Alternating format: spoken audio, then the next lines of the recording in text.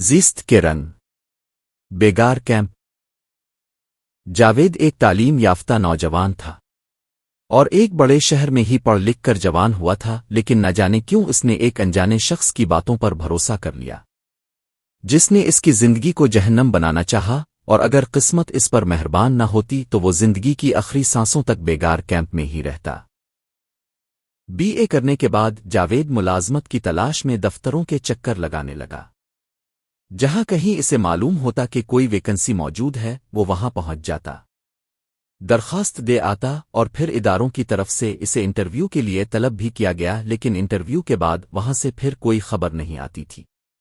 غریب گھرانوں کا ایک مسئلہ یہ بھی ہے کہ بہت چھوٹی عمروں میں بچوں کے رشتے طے کر دیے جاتے ہیں، اور پھر جیسے ہی بچے 22 سال کی عمروں کو پہنچتے ہیں، جس کی وجہ سے والدین کو ان کی شادیوں کی فکر لاحق ہو جاتی ہے، یہی کچھ جاوید کے ساتھ بھی ہوا تھا۔ اس کی منگنی اس کی خالہ زاد کے ساتھ بچپن میں ہی طے کر دی گئی تھی۔ اب جب کہ دونوں جوان ہو چکے تھے تو اس کی خالہ کی طرف سے شادی کا اصرار بڑھنے لگا، جبکہ جاوید چاہتا تھا کہ شادی کرنے سے پہلے وہ برسر روزگار ہو جائے۔ دوسری طرف سے جاوید کے والدین ہر روز پوچھنے کے بیٹے نوکری ملی یا نہیں۔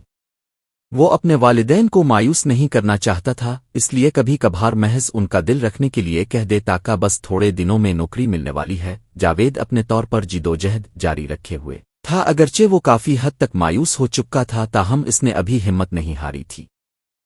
لوگ جاوید کی حالت دیکھ کر کہتے تھے کہ میاں تمہاری آدھی عمر کلر کی ڈھونڈنے میں اور بقیہ عمر کلر کی کرنے میں گزر جائے گی، تم کبھی ترقی نہیں کر سکو گے۔ جاوید لوگوں کی اس طرح کی باتیں سن کر پریشان ہو جاتا، لیکن اپنے طور پر وہ کوشش کرتا کہ اس طرح کی باتوں پر زیادہ توجہ نہ دے، کیونکہ ان باتوں سے اس کے دل اور دماغ میں مایوسی پیدا ہو جاتی تھی۔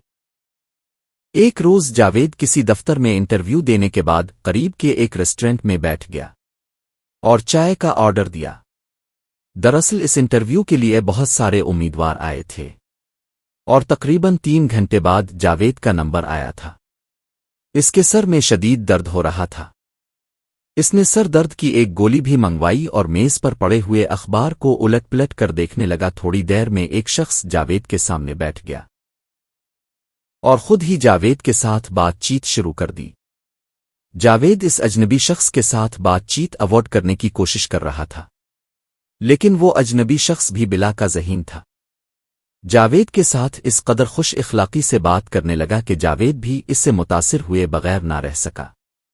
جب اس شخص کو یہ معلوم ہوا کہ جاوید روزگار کی تلاش میں ہے، تو اس نے جاوید سے ہمدردی کا اظہار کیا اور کہا کہ میں جب کسی پڑھے لکھے نوجوان کو بے روزگار دیکھتا ہوں تو مجھے بہت افسوس ہوتا ہے۔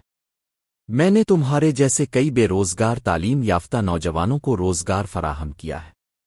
میں ایک غیر ملکی فرم کے لیے ایجنٹ کے طور پر کام کرتا ہوں۔ اگر تم چاہو تو میں تمہارے لیے بھی کوئی نہ کوئی کام ڈھونڈ سکتا ہوں۔ جاوید اس اجنبی سے، جس نے بعد میں اپنا نام فیاض بتایا تھا، یہ بات سن کر بہت خوش ہوا۔ فیاض نے جاوید کی بے چینی کو بھانپ لیا تھا۔ اس نے جاوید سے کہا کہ تم نہ جانے کیوں مجھے بالکل اپنے بھائی جیسے لگے۔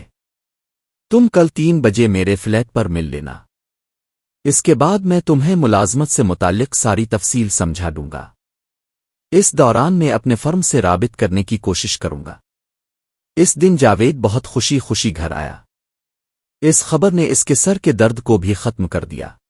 خوشی بھی کیا چیز ہے، انسان کو بڑے بڑے غم بھی بھلا دیتی ہے۔ گھر پہنچ کر جاوید نے سب کو خوشخبری سنا دی۔ گھر والے بہت خوش ہوئے۔ البتہ جاوید کے والد نے کہا کہ بیٹا، ایسے لوگوں کو کوئی رقم مت دینا، اکثر ریکروٹنگ ایجنٹ ٹھگ بھی ہوتے ہیں۔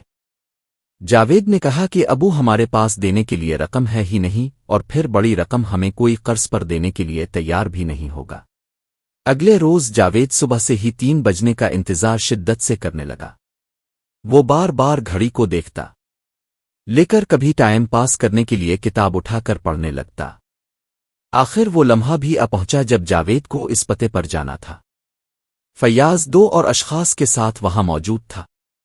اس نے بہت اچھے طریقے سے جاوید کو خوش آمدید کہا اور اپنے ساتھیوں سے اس کا تعارف کرایا اور بتایا کہ وہ اسے اپنے باس سے ملوانے لے جائے گا۔ انہوں نے جاوید سے کہا کہ بس یوں سمجھ لو کہ تمہاری ملازمت اب پکی ہے۔ انہوں نے جاوید کو کولڈ ڈرنک آفر کی اور خود انہوں نے چائے پی لی۔ تھوڑی دیر بعد یہ چاروں ایک بڑی سی کار میں بیٹھے اور جاوید سے کہا کہ وہ اسے اپنے باس سے ملوانے لے جا رہے ہیں۔ گاڑی کو روانہ ہوئے ابھی تھوڑی ہی دیر ہوئی ہوگی کہ جاوید کو کچھ غنودگی سی محسوس ہوئی۔ فیاض نے جاوید کی غنودگی کو محسوس کرتے ہوئے کہا کہ کیا بات ہے، رات کو ٹھیک طرح سے سوئے نہیں ہو؟ کیونکہ مجھے محسوس ہو رہا ہے کہ تمہیں نیند آ رہی ہے۔ جاوید نے بتایا کہ رات کو تو میں اچھی طرح سے سویا تھا، لیکن معلوم نہیں کہ پھر نیند کیوں آنے لگی۔ ابھی یہ باتیں ہو ہی رہی تھی کہ جاوید پر مکمل طور پر نیند کا غلبہ چھا گیا اور وہ سو گیا۔ اس دوران جاوید کو معلوم نہیں ہو سکا کہ کار کتنی دیر تک چلتی رہی۔ جب اس کی آنکھ کھولی تو اس نے اپنے آپ کو ایک بند کمرے میں چارپائی پر لیٹے ہوئے پایا۔ اس کا ذہن جیسے معاف ہو چکا تھا۔ اس نے اٹھنے کی کوشش کی تو اسے معلوم ہوا کہ اس کے پیروں میں زنجیریں ڈالی گئی ہیں۔ اس نے اپنے ہاتھ پر بندھے ہوئے گھڑی پر نگاہ ڈالی تو معلوم ہوا کہ اس کی گھڑی ٹوٹ چکی ہے۔ اس کا مطلب یہ تھا کہ اس کا ہاتھ کسی چیز سے ٹکرایا ہے۔